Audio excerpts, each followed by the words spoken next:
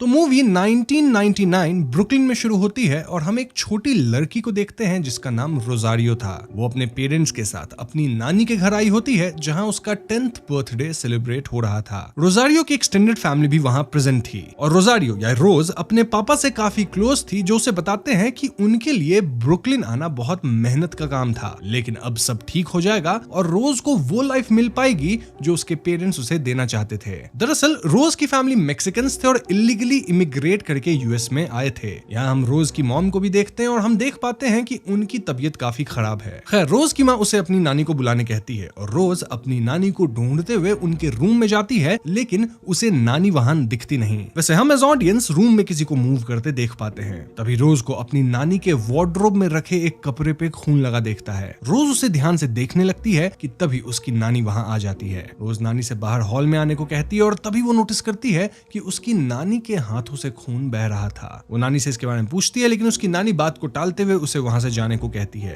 अब आगे पूरी फैमिली मिलकर रोज का बर्थडे सेलिब्रेट करते हैं और यहीं पे ये सीन खत्म हो जाती है। नाउ सीन प्रेजेंट डे में शिफ्ट होता है और हम रोज को देखते हैं जो बड़ी हो चुकी होती है। वो अब मैनहट्टन में रहती है और एक वॉल स्ट्रीट स्टॉक ब्रोकर है, यानी कि अब वो काफी सक्सेसफुल हो चुकी है। ये बात और भी क्लियर तब हो जाती है जब हम रोज के लिविंग कंडीशन को देखते हैं, जो कि बचपन से सिग्निफिकेंटली इंप्रूव हो गई है। नाउ करंटली रोज को सुबह से अपनी नानी का फोन आ रहा होता है, लेकिन वो कॉल पिक नहीं करती। वो ऑफिस पहुंचती है तो नीचे ऑफिस का गार्ड, जो कि एक लैटिन अमेरिकन था, वो रोज से लोन दिलवाने की हेल्प मांगता है, बट रोज उसे पोलाइटली रिफ्यूज कर देती है, ये कहते हुए कि उसकी कंपनी उसे पर्सनल क्लाइंट्स नहीं लेने देंगी और वो कंपनी की क्राइटेरिया को मैच नहीं करता। इन शॉर्ट लोन उसे नहीं मिलेगा। इसके बाद रोज ऑफिस जाती है और हम देख पाते हैं कि बाहर मौसम खराब होते जा रहा था और बाहर बर्फ पड़ रही थी और स्टॉर्म के आने की वार्निंग्स टीवी पे दी जा रही थी। नाउ शाम में जब रोज ऑफिस से लौट रही होती है तब उसका ड्राइवर उसे कॉल करके बताता है कि कार ट्रैफिक में फंसी हुई है और वहां से निकलना अभी पॉसिबल नहीं है। इसलिए रोज मेट्रो लेने जाने लगती है कि तभी उसे एक बार फिर अपनी नानी का कॉल आता है। इस बार वो फोन पिक कर लेती है और दूसरे एंड से उसकी नानी के बिल्डिंग का जैनिटर उसे बताता है कि उसकी नानी अब इस दुनिया में नहीं रही।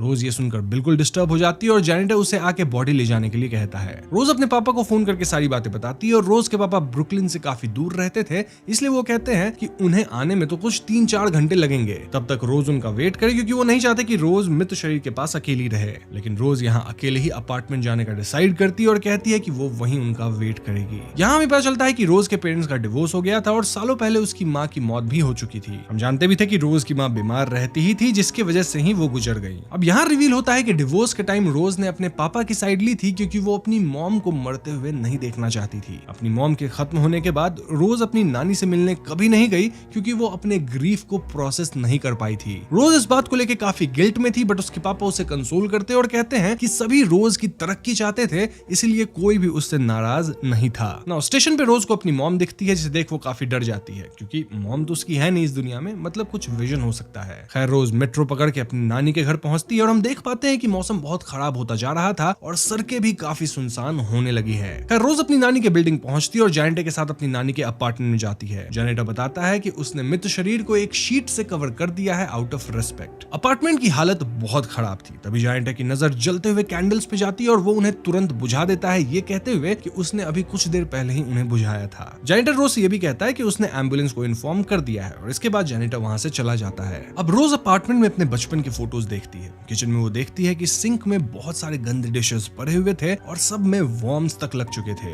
वो किसी तरह उन्हें डस्टबिन में डालती है और फाइनली वो आके अपनी नानी के बॉडी के पास बैठती है। अब वो देखती है कि उसके नानी के बॉडी पे न्यूमरस कट्स लगे हुए हैं। तभी ये अपार्टमेंट हिलने लगती है, मानो कोई अर्थक्वेक आया हो। कुछ सेकंड्स बाद सब फिर से नॉर्मल हो जाता है, बट तभी रोज देखती है कि उसकी नानी के नोज से खून और कुछ वर्म्स निकलते हैं। वो ये देखकर बहुत डिस्गस्टेड फील करती है, लेकिन फिर भी पेपर टॉवल से उसे क्लीन करती है। वो जैसे ही टिश्यू को फेंकने जाती है तो वो वर्म उसके पाम को पियर्स करके उसके स्किन के अंदर क्रॉल करने लगता है। जी हाँ दोस्तों, क्रॉल करते करते ये वर्म उसके आर्म से उसके नेक पर जाता है और फिर उसके ईयर में जाता है, जहां से रोज उसे निकाल लेती है। ये सब होने की वजह से रोज बहुत घबरा जाती है और बिल्कुल अच्छा फील नहीं करती। वो अपनी नानी के रूम में जाती है, जहां क्लोजेट में उसे अभी भी वो कपड़ा दिखता है जिस पर खून लगा था। क्लोजेट में कपड़ों के पीछे उसे एक एनिमल स्कल दिखता है और एक डोर दिखता है जो कि लॉक्ड था। रोज देखती है कि डोर पे उसकी नानी का नेबर जो आया था, जो उससे अपना एयर फ्रायर मांगता है। रोज को उसकी बातों का यकीन नहीं होता, इसलिए वो उसे टालने की कोशिश करती है। रोज यहाँ उसे अंदर तक आने नहीं देती, बट वो जाते जाते रोज से कहता है कि उसे अपने हाथों पर बैंडेड लगाना चाहिए। रोज डोर बंद करके देखती है तो उसे दिखता है कि रोज के हाथ में एक वियर्ड सा साइन दिख रहा था। वो नोटिस करती है कि ये साइन बिल्कुल वैसा ही था जैसा उसकी नानी के बॉडी पे था।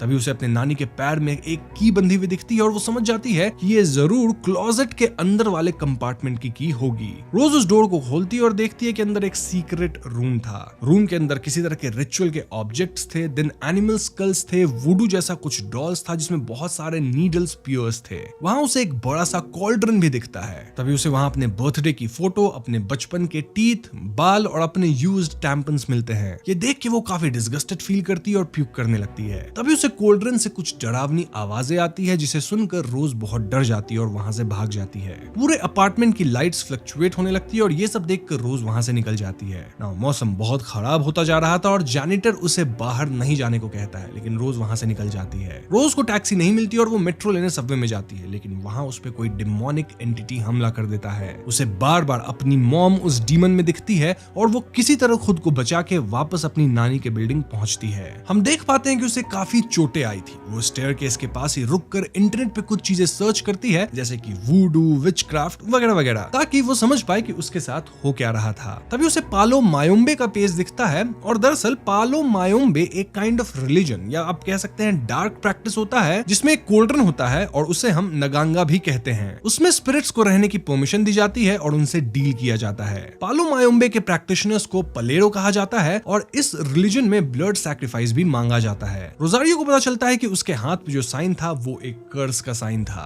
रोज ये सब देखकर बहुत डर जाती है और तुरंत अपने पापा को फोन करके ये सारी बातें बताती है। वो कहती है कि नानी बचपन से ही उस पर काला जादू कर रही थी और मरने से पहले उन्होंने रोज पर एक कर्स डाल दिया था। रोज के पापा क्लैरिफाई करते हैं कि उसकी नानी एक विच डॉक्टर थी जो लोगों की मदद करती थी और वो कभी भी रोज को हर्ट करने के लिए कुछ नहीं करेंगी। बट रोज को लगता था कि उसकी नानी उससे बदला ले रही है क्योंकि रोज ने उन्हें और अपनी माँ को नहीं चुना था और वो कभी उनसे मिलने नहीं आती थी। रोज के पापा उसे वार्न करते हैं कि वो ऐसा वैसा कुछ ना करे और वापस अपने घर लौट जाए, पर रोज उनकी नहीं सुनती। रोज अपार्टमेंट में जाती है और वापस उसी सीक्रेट रूम के अंदर घुसती है। वो उस कॉल्ड्रन को वहां से घसीट के निकाल रही होती है कि तभी वहां एक डिमोनिक एंटिटी आ जाती है जो कि रोज पे अटैक कर देती है। रोज किसी तरह उससे बचती है और वो कॉल्ड्रन को रूम में अपनी नानी के बॉडी के पास रखती है। देन बहुत ढूंढने पे उसे एक बुक भी मिलती है जिसमें इस रिचुअल के बारे में सब कुछ लिखा था। वो बुक के अंदर कर्स को ब्रेक करने की रिचुअल पढ़ती है और उसे पता चलता है कि कर्स ब्रेक करने के लिए उसे अपना यानी कि जिस पे कर्स है और अपनी नानी का यानी कि जिस पलेरो ने कर्स डाला है उन दोनों का खून कॉल्ड्रन में डालना होगा।